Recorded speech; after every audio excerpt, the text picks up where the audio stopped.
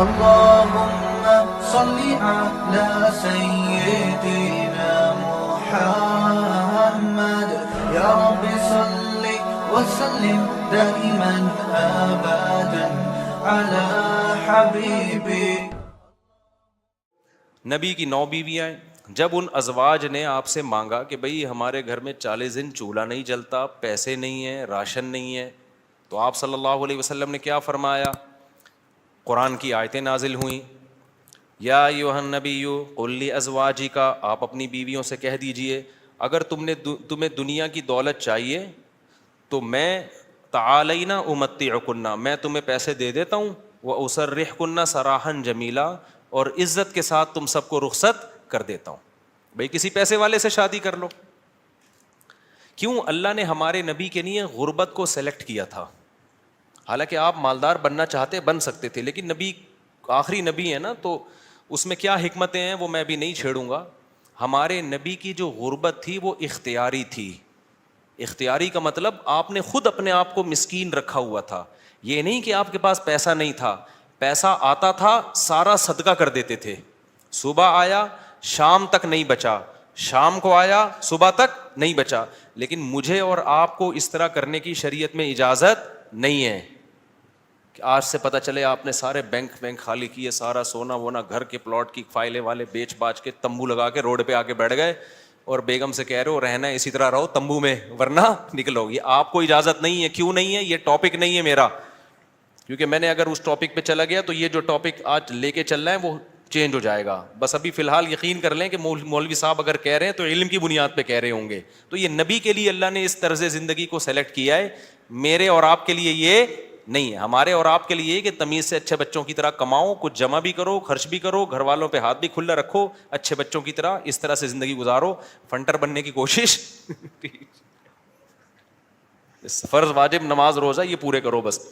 لیکن نبی کا معیار اونچا تھا.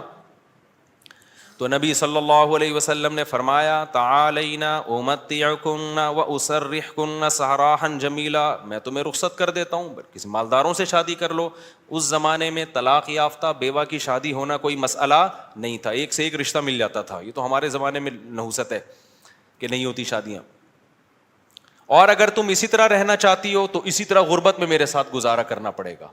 تو تمام کی تمام امہات نے، نبی نے ان کو طلاق کا باقاعدہ اختیار دیا. یہیں سے علماء نے مسئلہ نکالا ہے کہ طلاق مرد خود بھی دے سکتا ہے، بیوی کو طلاق کا اختیار بھی دے سکتا ہے. اگر مرد اپنی بیوی سے کہہ دے کہ میں نے تجھے طلاق کا اختیار دیا تو یہ اختیار عورت کے پاس بھی آ جاتا ہے، پھر وہ اپنے اوپر طلاق واقع کر سکتی ہے. اس سے بھی پتہ چلتا ہے کہ عدالتی خلا جو آج کل چل رہا ہے اس میں اسلام میں اس کی کوئی حیثیت نہیں ہے، کیونکہ مرد جب بیوی کو رائٹ دے گا تو ہوگا، کورٹ کے دینے سے نہیں ہوتا. جج صرف اپنی بیوی کو طلاق دے سکتا ہے، دوسروں کی بیویوں کو جج طلاق نہیں دے سکتا. یہ بار بار بیان کرتا رہا ہوں میں، کیونکہ دنیا کا نظام چینج ہو رہا ہے، ہر جگہ ایسا ہی ہو رہا ہے. یہ جو آج کل سسٹم چینج ہو گیا نا، تو اب کیا ہے، اللہ یہ کہ چند صورتوں میں جج بھی دے سکتا ہے، وہ الگ ٹاپک ہے. تو نبی صلی اللہ علیہ وسلم نے طلاق کا باقاعدہ اختیار دے دیا. یہ نہیں کہا کہ تم چاہتی ہو تو میں تمہیں طلاق دے دیتا ہوں، نہ، باقاعدہ رائٹ دے دیا کہ اپنے اوپر واقع کر لو. حضرت عائشہ رضی اللہ تعالی عنہا کا جب نمبر آیا، اچھا عورت اگر اسی مجلس میں وہ اختیار واپس کر دے تو ختم ہو گیا اختیار. مرد نے جس مجلس میں اختیار دیا نا اس مجلس کے ساتھ رہتا ہے. ہمیشہ کے لیے دے دیا تو ہمیشہ کے لیے، مجلس کے ساتھ دے دیا تو جب تک اس مجلس میں ہے طلاق واقع کر سکتی ہے. جب مجلس ختم ہو گئی تو طلاق کا آپشن بھی ختم. تو نبی نے حضرت عائشہ کو سے بھی فرمایا کہ تمہیں بھی میں اختیار دیتا ہوں، لیکن آپ نے فرمایا جلد بازی نہ کرنا. کیا مطلب؟ جلدی میں یہ نہیں کہہ دینا کہ بھئی مجھے نبی قبول ہیں، ایسا نہ ہو. کم عمر تھی نا حضرت عائشہ، ایسا نہ ہو جلد بازی میں فیصلہ کرو پھر دوبارہ کل فاقے پڑیں پھر بولو بھائی کہ یہ میں نے فیصلہ کیا تھا، غلط کر دیا تھا. اس لیے آپ نے فرمایا اپنے گھر میں پہلے مشورہ کر لو.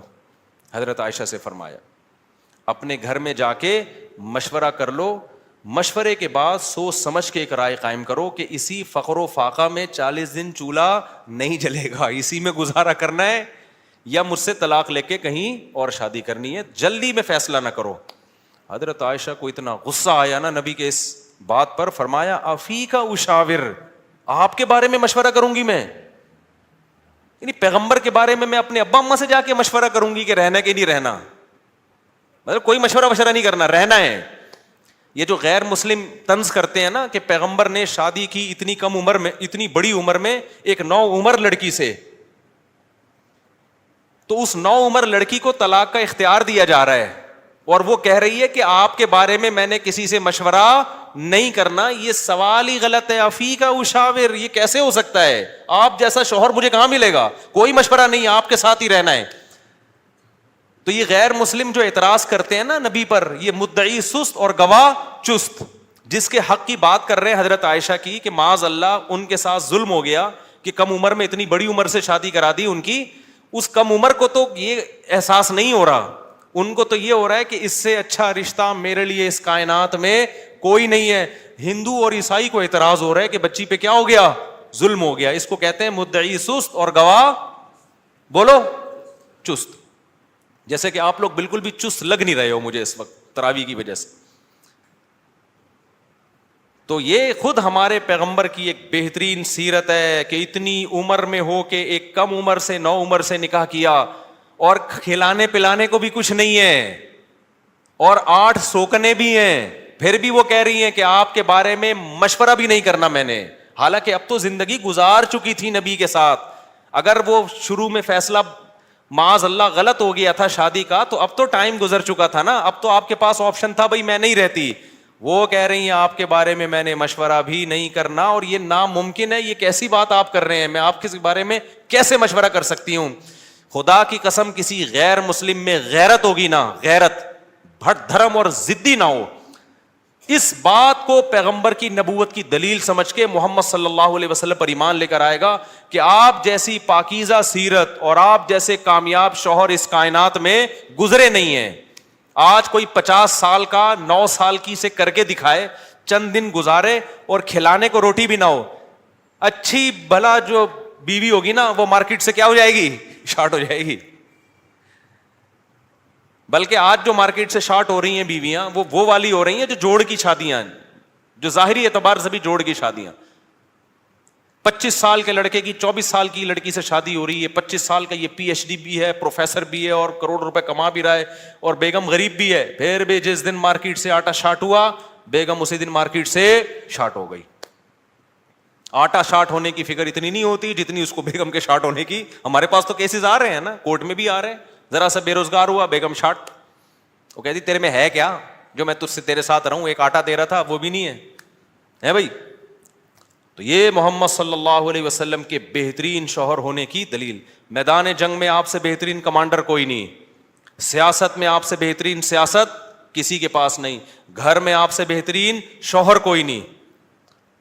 ایک ہی وقت میں تمام بہترین صفات اللہ نے اکیلے محمد صلی اللہ علیہ وسلم میں جمع کر دی, جبکہ اسباب اور وسائل بالکل بھی نہیں ہے.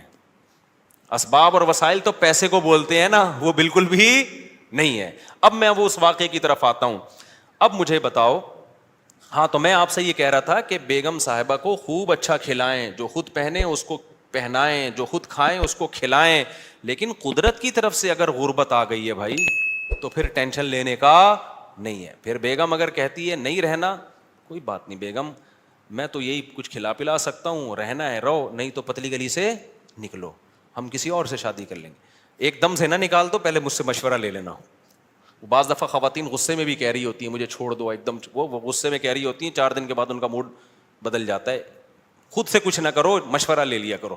میرا تو مقصد صرف یہ بتانے کا ہے کہ ٹینشن لینے کا نہیں ہے. ایک تو بے روزگاری کی ٹینشن, اوپر سے ایک اور ٹینشن اپنے اوپر مسلط کرو تو پاگل ہو جاؤ گے. ٹینشن وینشن نہیں, ٹینشن صرف ایک چیز کی لینی ہے بھائی, وہ جو حدیث میں آتا ہے من کانت الآخرۃ ہمہ, جس نے آخرت کو اپنی ٹینشن بنا لیا تو اللہ اس کی تمام ٹینشنوں کو ختم کر دیتے ہیں, اس کی فکریں سمیٹ دیتے ہیں. ہماری ٹینشن بس ایک ہے, آخرت میں بخشش ہو جائے. نہ بیگم ٹینشن ہے ہماری, نہ بچے ہماری ٹینشن ہے, نہ کوئی اور ہماری ٹینشن ہے, نہ گورنمنٹ ہماری ٹینشن. میری ٹینشن یہ ہے کہ مجھ سے قیامت کے دن سوال ہوگا, میں اس سوال میں پورا اترتا ہوں یا نہیں. اب آٹا مہنگا ہونے کی ٹینشن ہم کیوں نہیں لے رہے کہ ہماری وجہ سے نہیں ہوا, میری وجہ سے ہوا ہوتا نا تو میں ٹینشن لیتا کہ آخرت میں چترول کس کے لگیں گے, میری وجہ سے تھوڑی ہوا ہے. اب اگر ہمارے پاس مسائل ہیں تو مہنگا آٹا خریدیں گے, وسائل نہیں ہیں تو بیگم کو بولیں گے پاپے چائے میں ڈبو کے, پاپے بھی آٹے کے بنتے ہیں. آہستہ آہستہ, اللہ نہ کرے ہمیں وہ حالات نہ آئیں, ابھی تو اللہ کھلا پلا رہا ہے, لیکن اگر اللہ نہ کرے, خدا نہ خواستہ ایسے حالات آئیں تو بھائی وہی گزارا کرو, 2-3 کھجوریں کھا لیا کرو صبح شام. مرتا نہیں ہے بھوک سے اتنی جلدی انسان, اور جب آپ بھوکے رہو گے نا ایک دم کولیسٹرول کم ہوگا, جوان ہو جاؤ گے. میں آپ کو بتاؤں, ابھی تو ڈاکٹر کہہ رہے ہیں کہ بھوکا رہنے سے بہتر کوئی جوان ہونے کا نسخہ نہیں ہے, تو ڈاکٹر بھی اس طرف آ گئے ہیں, اگرچہ کھا دبا کے رہے ہیں, وہ بھی مشورے اس طرح کے دے رہے ہیں. تو خیر, اب دیکھو حضرت ابو سعید خدری رضی اللہ تعالی عنہ نبی کے پاس آئے, سارا گھر لٹا دیا. ایسے موقع پہ جب کوئی آئے گا تو اس کو کیا مشورہ دیا جائے گا؟ بھائی سب سے زیادہ ان کو راشن دیا جائے, تسلیاں دی جائے. لیکن نبی کے سامنے آئے, ہاتھ پھیلایا, یا رسول اللہ میری ماں نے بھیجا ہے, باپ بھی شہید اور بھائی بھی شہید, اور احد میں آپ کی خاطر شہید ہوئے ہیں, آپ نے کہا تھا لڑائی کے لیے جاؤ. نبی نے فرمایا من یستعفف یعفہ اللہ, یاد رکھو جب تک آخرت میں ایمان نہیں ہے نا, غیرت کے علاوہ سب کچھ آئے گا آپ کے اندر. میں نے بڑے بڑے لالچی لوگ دیکھے, داڑیاں ٹوپیوں والے, ایسے نور ان کے چہروں پہ برس رہے ہوتے ہیں نا, آدمی کہتا ہے پتہ نہیں کہاں سے نور کی کریمیں لگائی ہیں اس نے. ایسے مکار لچڑ ہوتے ہیں نا کہ آپ کی سوچ ہے, مذہب کا منجن بیچتے ہیں. میں نام لے کے بتا سکتا ہوں کون کون یہ کام کر رہا ہے, لیکن فتنہ کھڑا ہو جائے گا. نام لے کے بتا سکتا ہوں کون داڑھی ٹوپی کا منجن بیچ رہا ہے. ایسا نیک لگے گا جیسے اس سے وہ بات ایسی کرے گا, وہ اللہ رسول کے علاوہ کوئی بات ہی نہیں. مجھے ڈر لگتا ہے غصے میں کہیں میرے منہ سے نام نہ نکل جائے ان لوگوں کا, لیکن ایک بڑا فتنہ کھڑا ہو جائے گا, اس لیے نام نہیں لے رہا میں. اور یہ مذہبی لوگوں میں منجن بہت ہے, کیونکہ مذہب کے نام پہ نا منجن بکتا بڑی جلدی ہے. لوگ یقین کر لیتے ہیں حضرت جی اتنے نیک, ماشاءاللہ بغلیں بھی صاف حضرت کی, اور اتنے خوبصورت. تو یاد رکھو فراڈی آدمی کے لیے داڑھی رکھنا اور پگڑی پہننا کوئی مشکل کام نہیں ہے. فراڈی یہ کام کر بھائی داڑھی ٹوپی داڑھی رکھنا ضروری ہے, لیکن یہ بھی تو ہو سکتا ہے چور نے داڑھی رکھی ہو لوگوں کو الو بنانے کے لیے. مدرسے والے کبھی چور نہیں ہوتے, چور لوگ مدرسہ کھول لیتے ہیں کہ پیسہ آئے گا. بڑے بڑے ٹرسٹ چل رہے ہیں جو بڑے بڑے فراڈی ہیں, سارے ٹرسٹ فراڈی نہیں ہیں لیکن فراڈی ٹرسٹ بھی ہیں بہت سارے. مجھے خود ایک وکیل نے بتایا کہ جب کسی آدمی کو کروڑ پتی بننا ہوتا ہے نا, اور گاڑیاں منگوانی ہوتی ہیں کسٹم پے کیے بغیر, تو وہ ٹرسٹ کھول لیتا ہے. اس نے مجھے بتایا کتنے لوگوں نے ٹرسٹ کھولے ہوئے پاکستان میں, دبا کے نوٹ چھاپ رہے ہیں. تو یہ دھندے پاکستان میں سب سے زیادہ ہوتے ہیں, دنیا میں اتنے زیادہ بولو نہیں ہوتے. لیکن ہماری قوم اندھی ہے خدا کی قسم, غصہ آ رہا ہے مجھے. اور رمضان میں تو طبیعت سے چورن بکتا ہے, اٹھا اٹھا کے پھینک رہے ہیں پیسے, یہ لے یہ لے یہ لے. ابے دیکھ نہیں رہے یار یہ کیا کر رہا ہے, یہ اتنا اندھا اعتماد تمہیں اللہ نے ایک پیسے کی نعمت دی, اس کو برباد تو نہ کرو نا تم. ایک اور کام رمضان میں ذہن میں رکھو, موضوع سیٹ رہا ہوں فوراً آ رہا ہوں پھر اس طرف. ایک اور کام, کیونکہ رمضان میں منجن زیادہ بکتا ہے. دیکھو دینی مدرسوں کا جتنا میں قائل ہوں نا, آپ نہیں قائل. میں اگر یہاں بیٹھا ہوں تو مدرسوں کی وجہ سے بیٹھا ہوں, اللہ مجھ سے جو ٹوٹا پھوٹا دین کا کام لے رہا ہے. لیکن مدرسے میں چندہ دینے سے پہلے سوچو یہ قابل اعتماد مدرسہ ہے یا نہیں ہے. بہت دفعہ ایسا ہوتا ہے کہ آپ کو میں پیسہ کمانے کا طریقہ بتا رہا ہوں, غلط طریقہ. آپ اگر بے روزگار ہیں نا, پاکستان میں بے روزگاری ایک بہت بڑا مسئلہ ہے, لیکن یہ مسئلہ میں آپ کا 2 منٹ میں کیا کر رہا ہوں, ختم کر. جہنم میں تو جاؤ گے لیکن مسئلہ بے روزگاری کا ختم ہو جائے گا. آپ نے کیا کرنا ہے, آپ نے ایک زمین خریدیں, وہ بھی چندے کے پیسوں سے, ٹھیک ہے نا, کہ بتائیں میں ایک مدرسہ کھولنا چاہتا ہوں. اس سے پہلے آپ کو داڑھی رکھیں, آپ داڑھی, کیونکہ لوگ پھر اس پہ زیادہ اعتماد ہے, اور پگڑی باندھیں. مولانا طارق جمیل صاحب کے ساتھ 6 سیلفیاں, مفتی طارق مسعود صاحب کے ساتھ 7 سیلفیاں. مفتی صاحب کے پاؤں دبائیں, میرے پاؤں دبائیں, سر میں مالش کر کے چپکے سے ویڈیو بنائیں کہ دیکھو میں مفتی صاحب کی خدمت کر رہا ہوں, میں گلے مل رہا ہوں, ویڈیو بنائیں. مولانا طارق جمیل صاحب کو ہدیہ دیتے ہوئے ویڈیو بنائیں, ٹھیک ہے. ایک بیان ان سے اپنے حق میں کروا لیں گے, بہت اچھا ہے, آدمی بیان تو کر ہی دیتا ہے نا. میرے پاس بھی کوئی آئے گا, اچھا ہی لگ رہا ہے بھائی, اچھا ہے ماشاءاللہ. چند چیزیں اس طرح, ڈاکٹر ذاکر نائک سے ملاقات ہو جائے تو سبحان اللہ, ایک آدھ سیلفی وہاں سے لے لی آپ نے. اور پھر آپ نے کیا کیا ہے, ایک دو دفعہ غریب کو گلے ملتے ہوئے رو لیں, پیاز کاٹ کے جائیں, آنسو پہلے نکلیں گے, ایک دم رو کے ایک تصویر بنا لیں, غریب کو مل کے رو رہے ہیں. بہترین, خدا کی قسم ایسا طریقہ ہے نا, تم نوٹ تمہارے پاس نا رکھنے کی فرصت نہیں ہوگی یار, کدھر رکھوں, تھیلے بھر گئے سارے. اس کے بعد آپ نے کیا کرنا ہے, آپ نے اناؤنس کرنا ہے میں ایک مدرسہ بنا رہا ہوں, یتیم خانہ کھول رہا ہوں.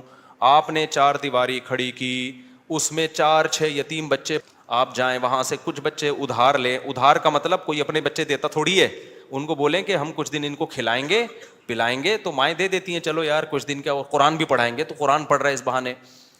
یہ آپ کو پتہ ہے, اللہ کو پتہ ہے, وہ 4-6 یتیم بچے جو شکل سے بھی یتیم لگ رہے ہوں, اور اگر یتیم نہ بھی ہوں تو وہ بچے جو لگ رہے ہوں یتیم شکل سے, بعض یتیم ہوتے نہیں ہیں, لگتے ہیں یتیم, اللہ کی طرف سے ڈیزائننگ کچھ اس طرح کی ہوتی ہے, ٹھیک ہے, وہ لگ کیا رہے ہوتے ہیں, یتیم لگ رہے ہوتے ہیں. رمضان میں بہترین بزنس, تو آپ نے وہ 4 دیواری میں 8, 10, 15, 20 جتنے ہو سکے ایک بھی لے آؤ گے نا تو دھندا تو چلنا شروع ہو جائے گا. وہ یتیم بچے لا کے ڈال دیے. پھر اس کے بعد آپ اپنی 2-4 نمازوں کی تصویریں دعا مانگتے ہوئے, ٹھیک ہے نا, اور پھر آج کل خلافتیں بھی مل جاتی ہیں, ایک آدھ بزرگ کے تھوڑا سا کچھ, آپ جو 2 نمبر قسم کے بزرگ ہوتے ہیں, ہدیے ودیے دیے اور تھوڑا سا خلافت لے لی وہاں سے. اس کے بعد پھر میرے بھائی, اب جو آپ کے پاس پیسہ آئے گا نا, آپ آگے آگے اور پیسہ آپ کے پیچھے پیچھے. لوگ کہیں گے یار یہ میری طرف سے بکرا, 10-10, 20-20 لوگ بکرے لا رہے ہوں گے, 9 بکرے آپ کے گھر میں, ایک بکرا کاٹ کے بچوں کو کھلا دو. لوگ سمجھ رہے ہوں گے دیکھو بکرا کھلا رہا ہے نا, یہ لوگ یہ تھوڑی دے رہے ہوں گے کم بخت کھلا کتنا رہا ہے, اور 9 تو گھر میں پہنچائے ہیں اس نے, اور وہ قصائیوں سے ان کے رابطے ہیں, وہ بک رہے ہیں مارکیٹ میں. گاڑیاں بڑی بڑی لینڈ کروزر جیسی گاڑیاں, بھائی کس کی, مدرسے کی گاڑی ہے بھائی, تیرا ابا تو سائیکل بھی نہیں چلاتا تھا, تیرے پاس اتنی بڑی گاڑی کہاں سے آ گئی, تو کون ہوتا ہے مجھ سے پوچھنے والا. وہ یہ جواب دے گا آگے.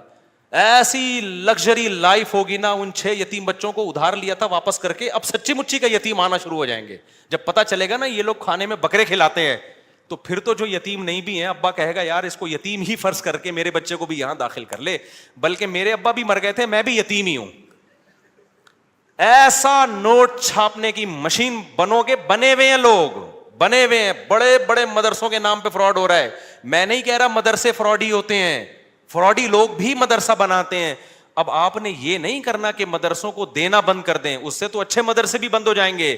آپ نے تحقیق کرنی ہے کون واقعی دیندار لوگ ہیں, امانت دار لوگ ہیں, کام کر رہے ہیں, اور کون ایسے ہیں جو داڑھی اور پگڑی کے نام پہ منجن بیچ رہے ہیں. یہ آپ نے کرنا ہے, نہیں تو قیامت کے دن الٹے لٹکے ہوئے ہوگے. بہترین بزنس ہے یہاں پہ یہ. اچھا خیر, ہم آگے چلتے ہیں میرے بھائی. تو اب کیا تھا کہ حضرت ابو سعید خدری رضی اللہ تعالیٰ عنہ کو نبی نے کیا فرمایا. میں یہ عرض کر رہا تھا کہ آخرت ہوگی نا تو غیرت ہوتی ہے. یہ بہت بڑی اللہ کی نعمت ہے کہ آپ کا ہاتھ اللہ کے سوا کسی کے سامنے نہ اٹھے. اللہ سے مانگا کرو, یہ اسباب بھی اختیار کرو پیسہ کمانے کے, کیونکہ جو اسباب اختیار نہیں کرتا اللہ اس کی مدد نہیں کرتا. اگر گھر میں پڑے ہوئے ہو, محنت نہیں کر رہے اور کہہ رہے ہو کہ بس اللہ ہی دے گا, تو پھر اللہ آپ کو بھکاری بنائے گا. یہ یاد رکھنا. آپ نے کیا کرنا ہے, اپنی پوری کوشش کرنی ہے پیسہ کمانے کی, دماغ لگانا ہے. کیوں؟ رزق حلال عین عبادت ہے. الکاسب حبیب اللہ, محنت کر کے کھانے والا وہ اللہ کا دوست ہے. تو اب کیا ہے, ہمارے نبی نے حضرت ابو سعید خدری سے فرمایا کہ من یستعفف یعفہ اللہ. کیا مطلب؟ جو اپنے آپ کو رسوا ہونے سے بچانا چاہتا ہے, عفت کا مطلب رسوا ہونے سے بچانا, دامن داغدار نہ ہو, ذلیل ہونے سے بچانا چاہتا ہے. اس سے پتہ چلا مانگنا کیا ہے, بول لو نا, ذلت ہے. ہاتھ پھیلانا کیا ہے, ذلت. تو جو چاہتا ہے کہ میں ذلیل نہ ہوں, ہمیں تو پتہ ہی نہیں کہ یہ ذلت ہے. ہم تو سمجھتے ہیں میں اتنا چونا لگاتا ہوں بندے سے 2 منٹ میں اتنے پیسے نکلوا لیتا ہوں, یہ میرا کمال ہے. ایک چور کو پکڑا نا, کورٹ میں لے کر گئے, عدالت نے کہا یار تم نے اتنی خوبصورتی سے چوری کی, کسی کو پتہ ہی نہیں چلا. چور کہتا ہے شکریہ سر, آپ نے میری اتنی تعریف کی, اتنا زبردست چور ہوں میں. جج نے کہا کم بخت میں تیری تعریف نہیں کر رہا, تیری برائی کر رہا ہوں. تو نبی نے فرمایا من یستعفف یعفہ اللہ, جو اپنے آپ کو رسوا ہونے سے بچانا چاہتا ہے اللہ اسے رسوائی سے بچاتا ہے. اب سوال پیدا ہوتا ہے کہ رسوائی سے تو بچ جائیں گے لیکن ٹینشن تو ہے نا, فاقے تو پڑ رہے ہیں, مصیبت تو ہے. اگلا جملہ نبی نے فرمایا وَمَن يَتَصَبَّرْ, جو اللہ سے صبر مانگتا ہے, يُصَبِّرْهُ اللَّهُ, اللہ اسے صابر بھی بنا دیتا ہے. اس ٹینشن میں اللہ سے مانگو صبر, تو اللہ کیا کرے گا؟ صبر دے دے گا. جیسے موسیٰ علیہ السلام کی ماں نے جب حضرت موسیٰ کو صندوق میں رکھا نا بچے کو, تو فرعون نے پکڑ لیا اس بچے کو. اب قرآن کہہ رہا ہے موسیٰ کی ماں دل برداشتہ ہو گئی, میرا بچہ کس کی گود میں چلا گیا ہے؟ فرعون کی. ماں تو ایک دم ہو جائے گی نا. اگر جا کے بتا دیتی کہ میرا بچہ ہے, فرعون نے فوراً قتل کر دینا تھا اس کو. لیکن عورت جذباتی ہوتی ہے, وہ انجام نہیں دیکھتی, وہ جذبات سے مغلوب ہوتی ہے. لیکن قرآن کہتا ہے وَرَبَطْنَا عَلَىٰ قَلْبِهَا, ہم نے موسیٰ کی ماں کے دل کو باندھ دیا. کیا بلاغت ہے قرآن کی. موسیٰ کی ماں کے دل کو کیا کر دیا؟ رسیوں سے باندھ دیا, جیسے ہلے نہیں اپنی جگہ سے, دل برداشتہ نہ ہو. یہ قرآن کی بلاغت ہے, یعنی صبر کی توفیق دی. اس صبر کی توفیق کو بیان کرنے کے لیے قرآن کیا کہتا ہے؟ موسیٰ کی ماں کو کے دل کو ہم نے رسی سے کیا کر دیا؟ ایسے کس کے باندھ دیا, ہلے نہیں بھائی. جیسے کسی بندہ ہل رہا ہو نا, آپ اسے رسی سے کس کے بالکل بند کر دو, اب وہ گیا, یعنی وہ ہلنا بھی چاہے تو نہیں ہلے. تو اس سے پتہ چلتا ہے کہ بعض دفعہ انسان بے صبرا ہو رہا ہوتا ہے, لیکن اللہ کی طرف سے اس کو ایسی توفیق ملتی ہے کہ اللہ اس کے دل کو رسیوں سے باندھ دیتے ہیں. ہلنا نہیں, چپ کر کے تمیز سے بیٹھا رہے, مجھ پر اعتماد اور توکل کر. اسی لیے قرآن میں نبی کو اللہ نے فرمایا وما صبرک الا باللہ, اے نبی آپ صبر کریں لیکن آپ کا صبر اللہ کی توفیق کے بغیر نہیں ہوگا. یہ صبر بھی آپ نے اللہ سے مانگنا ہے. تو نبی نے فرمایا جو صبر کرنا چاہتا ہے اللہ اس کو صبر کی توفیق دیتا ہے. آج ڈپریشن اس لیے بڑھ رہی ہے کہ صبر کرنا چاہتے ہی نہیں ہے. جو ٹینشن آئی, جو مصیبت آئی, بس نکال دو فوراً جا کے. جو پہلے آ گیا نا وہ پٹتا ہے. آپ جب غصے میں بیٹھے ہو تو جو شروع میں آ گیا نا وہ اس کا کیا ہو گیا؟ بیڑا غرق ہو گیا. اس کے بعد حدیث دیکھو, حضرت ابو سعید خدری واپس چلے گئے. کیوں؟ نہ ماں نے کوئی اعتراض کیا, نہ 10 سال کے بچے نے کوئی اعتراض کیا. کیوں؟ لیڈر کو دیکھ رہے تھے کہ لیڈر ہم سے زیادہ قربانی دے رہے, اور آپ کی صداقت پہ یقین تھا. حدیث میں آتا ہے کہ حضرت ابو سعید خدری نے زندگی بھر کسی سے نہیں مانگا, یہاں تک کہ اپنا کوڑا بھی گرتا تھا نا اونٹ سے تو نیچے اتر کے اٹھاتے تھے, وہ کوڑا بھی نہیں مانگتے تھے کسی سے. حالانکہ یہ تو ٹھیک ہے کوئی کوڑا دے دو مجھے, میرا کوڑا, لیکن نہ نہ نہ نہ بس نہیں, تو مطلب نہیں, اب سب کچھ خود کرنا ہے, اب نہیں مانگنا کسی سے کوڑا. وجہ کیا ہے؟ لیڈر کی طرف سے موٹیویشن مل رہی ہے, کیونکہ پتہ ہے لیڈر یہ بات بتانے کے پیسے بولو نا نہیں لے رہا, اور دیکھ رہے ہیں کہ ہمارے گھر میں فاقہ ہے تو لیڈر کے گھر میں اس سے زیادہ فاقہ ہے, اس سے زیادہ فاقہ ہے. تو اس لیے آپ اگر گھر میں سربراہ ہیں نا, بچوں کو انسان کا بچہ بنانا چاہتے ہیں تو پہلے خود انسان کا بچہ بننا پڑے گا. یہ میں اصل میں ایکچولی میں یہ کہنا چاہ رہا تھا, جس کے لیے پورا میں نے واقعہ سنا ہے. اصل آپ کون سا میدان جنگ میں جا رہے ہو, جہاد میں جا رہے ہو, ماں باپ اور بھائیوں کو کٹوا رہے ہو آپ. تو ایکچولی جو میں بات عرض کرنا چاہ رہا تھا کہ اگر آپ چاہتے ہو کہ آپ کی بیوی انسان کی بچی بن کے رہے تو آپ کو پہلے انسان کا بچہ بننا پڑے گا. آپ چاہتے ہو کہ میرے گھر میں اخلاق کا ماحول ہو, تمیز سے بات کیا کریں, تو پہلے آپ کو تمیز سے بات کرنی پڑے گی. آپ بیگم سے کہہ رہے ہو تمیز سے بات کرو, اس کا مطلب آپ خود ہی تمیز سے بات نہیں کر رہے. وہ تو آپ کا ایٹیٹیوڈ دیکھ رہی ہے نا. باپ گھر میں آ رہا ہے چنگیز خان بن کے چیخ رہا ہے, یہ کیا ہو رہا ہے, پھر وہ کہہ رہے سب آرام سے بات کریں, تو کہیں گے نا ابا آپ تو آرام سے کر نہیں رہے. ایک صاحب کو غصے پہ بہت غصہ آتا تھا. ایک صاحب ہمارے جاننے والے تھے, جب کوئی غصہ کرتا ان کو بہت غصہ آتا, غصہ کیوں کر رہا ہے, اسی بات پہ ان کو غصہ آتا تھا. ہم کہتے تھے اس کو جتنا غصہ آ رہا ہے نا کسی بات پہ, اور آپ کو اس غصے پہ اس سے زیادہ غصہ آ رہا ہے, تو اس کو غصہ کیسے ٹھیک ہوگا.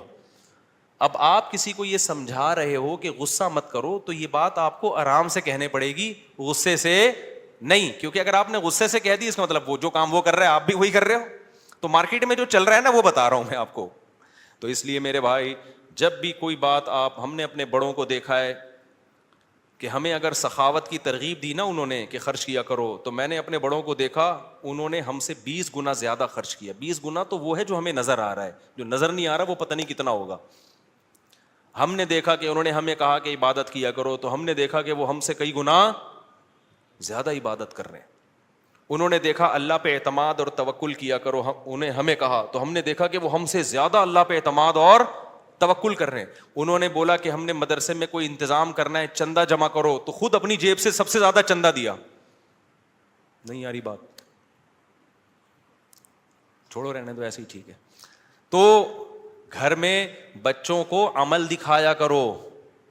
آپ اگر اپنے بیٹوں کو سمجھاتے ہو کہ بہنوں کے ساتھ اچھا سلوک کرو، یہ اس زمانے کی بات ہے جب گھر میں بچے بچیاں ہوا کرتے تھے. اب تو ایک آدھ ہوتا ہے، تو وہ سارا سیٹ اپ ہی برباد ہو. پہلے یہ ہوتا تھا 7-8 بہن بھائی ہیں تو ماں باپ بھائیوں کو حکم دیتے تھے بھائی بیٹوں کو بھی بیٹیوں کا بھی خیال کرنا. اب تو ٹیاں ہے ہی نہیں، ٹی رہ گئی ہے، بیٹیاں نہیں ہوتی. ایک آدھ بیٹی ہوتی وہ خود ہی اپنا خیال رکھ لے گی، اس کے لیے آپ کو نہ وصیتیں کرنے کی ضرورت نہ تکلف کی. یہ ان لوگوں کی بات کر رہا ہوں جن کے ہاں بچے ہوتے ہیں، خاندان ہوتے ہیں، چاچے مامے خاندان گھر آباد ہوتے ہیں. تو ان کے لیے خصوصی پیکیج ابھی میں پیش کر رہا ہوں کہ جب وہ اپنے بیٹوں کو سمجھائیں کہ اپنی بیٹیوں کا خیال کرنا، تو کیا مطلب بھائیوں کو سمجھا رہے ہیں بہنوں کا، تو پھر آپ نے ان کے سامنے اپنی بہنوں کا خیال کر کے دکھانا ہے. اپنی بہنوں کو دعوت دو، ان کو ہدیے دو، ان کو پیسے دو.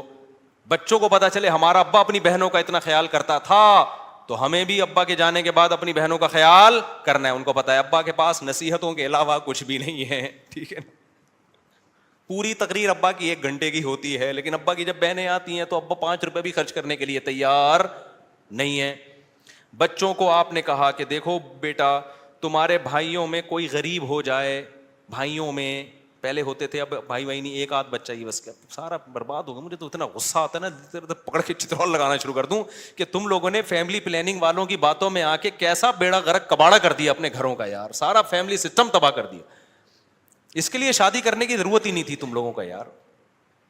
شادی تو ہوتی بچے پیدا کرنے کے لیے، ایسے ہی تھوڑے دن رہ گئے تھے زندگی گزار لیتے. ٹینشن، بیگم کی ٹینشن کی بھی کیا ضرورت ہے؟ اور اگر ٹینشن لے لیے تو ایک آدھ بچے ایک سے زیادہ، تو پھر اس کی ٹینشن ہوتی ہے. بچوں کی وجہ سے تو بیوی کو پال رہا ہوتا ہے آدمی. خیر اب یہ باتیں پھر خواتین ناراض ہوتی ہیں، ویسے بھی پالتا ہے، ایسا نہیں ہے صرف بچوں کی وجہ سے. تو بلکہ پالتا کہاں ہے، خود پلتی ہیں. تو میرے بھائی میں یہ عرض کر رہا تھا کہ آپ نے بیٹوں کو سمجھانا ہے کہ اگر تمہارے بھائیوں میں سے کوئی غریب ہو جائے تو جس بھائی کو اللہ پیسہ دے گا اس نے اپنے غریب بھائیوں کا خیال کرنا ہے. یہ تقریر جب سمجھ میں آئے گی جب بچے دیکھیں گے ہمارے ابا ہمارے چاچا اور تایا کا خیال رکھتے ہیں. نہیں آ رہی سمجھ؟ آپ کے بھائیوں میں کوئی غریب ہو جائے نا، ایسا نہ کرو کہ وہ آ کے آپ سے بھیک مانگے، یار اللہ کے نام پہ کچھ دے دے، تو گاڑیوں میں گھوم رہا ہے، کچھ ہمیں بھی دے دے. آپ نے پہلے سے ہی ان کو دینا شروع کر دینا ہے، ان کا حصہ ہے. وفی اموالہم حق للسائل والمحروم وآت ذی القربى حقہ. اللہ کہتے ہیں رشتہ داروں کو ان کا حق دو. تو رشتہ داروں میں تو بھائی بہن سب سے پہلے ہیں بھائی. اللہ کہہ رہی ہے ان کا رائٹ ہے، ان کا حق ہے. آپ کے پاس پیسہ ہے، وہ غریب ہیں، تو میں نہیں کہہ رہا ان کو وہی اسٹینڈرڈ دے دو جو آپ کا ہے. اتنا تو کرو نا کہ کچھ تو تھوڑا سا خیال کرو ان کا. ایک کے پاس پیسہ آ جاتا ہے، دوسرا پیچھے پڑا ہوا ہوتا ہے اور وہ کہتے ہیں تجھے ضرورت کیا ہے، تو ضرورت کیا ہو. بھائی بھائیوں کو بہنوں کو ضرورت کی وجہ سے نہیں دیا جاتا. کس وجہ سے دیا جاتا ہے؟ رشتے کی وجہ سے دیا جاتا ہے. یہ اللہ کا حکم ہے. اگر آپ آخرت پر ایمان رکھتے ہو آپ کو یہ کرنا پڑے گا. نہیں رکھتے تو جیسے انگریز زندگی گزار رہا ہے، وہ بیوی کو بھی نہیں کھلاتا، وہ ماں باپ کو نہیں کھلاتا، تو آپ بھی نہ کھلاؤ. تو ایک فیصلہ کر لو، انگریزوں کے طریقے پہ چلنا ہے یا اسلام کے طریقے پہ چلنا ہے. اسلام کے طریقے پہ اگر چلنا ہے تو رشتہ داروں پہ بھی خرچ کرنا پڑے گا، بیوی بچوں پہ بھی خرچ کرنا پڑے گا، والدین پہ بھی خرچ، دیکھو جملہ مکمل ہی نہیں کر رہے، کرنا پڑے گا. تو حضرت ابو سعید خدری کو نبی نے کیا فرمایا؟ جو اللہ سے صبر مانگتا ہے اللہ صبر دیتا ہے. بڑی خاندانی بات. اب اس کا یہ مطلب نہیں ہے کہ مانگنے والوں کو دینا چھوڑ دو، ان کو آپ یہی مشورے دیا کرو. آئندہ کوئی آئے بھکاری تو آپ کو حدیث میں آتا ہے حضرت ابو سعید خدری آئے تھے تو نبی نے ان کو مشورہ دیا تھا، تو میرا بھی مشورہ یہ اللہ سے مانگ جا کے. نبی نے ہر ایک کو یہ مشورہ نہیں دیا، لیول دیکھا لوگوں کا. بہت سے صحابہ آئے, نبی نے ان کو دے دیا کہ ان کا توکل کا وہ لیول نہیں تھا. ابو سعید خدری تو لیڈر تھے نا, بعد میں لیڈر بنے ہیں, جنگوں میں کمانڈر بنے ہیں, علم کے مفتی بھی بنے حضرت ابو سعید خدری. ان صحابہ میں ہر ایک مفتی نہیں تھا, چند مخصوص لوگ تھے جو فتویٰ دیا کرتے تھے. تو مذہبی لیڈر تھے نا حضرت ابو سعید خدری, اس لیے ان کو تیار کیا نبی نے کہ ان کا لیول توکل کا اونچا ہوگا. تو اب یہ جو بیچارہ عام بھکاری آ رہا ہے, اس کو وہ والے توکل پہ نہ چڑھاؤ بھائی, ٹھیک ہے نا, جس پہ خود بھی نہیں ہو. ہاں بھکاریوں کو دینا چاہیے نہیں دینا چاہیے, اس میں بہت سوچ سمجھ کے. بھکاریوں میں پروفیشنل لوگ بہت زیادہ ہیں. پورے نا سعودی عرب میں بھکاری لوگ کنٹینر بھر کے لا رہے ہوتے ہیں. ایک ہمارے میں پہلے جہاں رہا کرتا تھا نا, وہاں ایک جاننے والا بندہ تھا, اس کے بارے میں پتا چلا کہ سعودی عرب میں وہ حج کرنے گیا اور بھیک جمع کر کے پورا کنٹینر بک کرایا, اس کا پورا مال اترا کنٹینر یہاں پہ, وہ سارا بھیک کا کنٹینر تھا. تو حج بھی پتہ نہیں بھیک لے کے گیا ہوگا. تو ایسے بھی لوگ ہیں.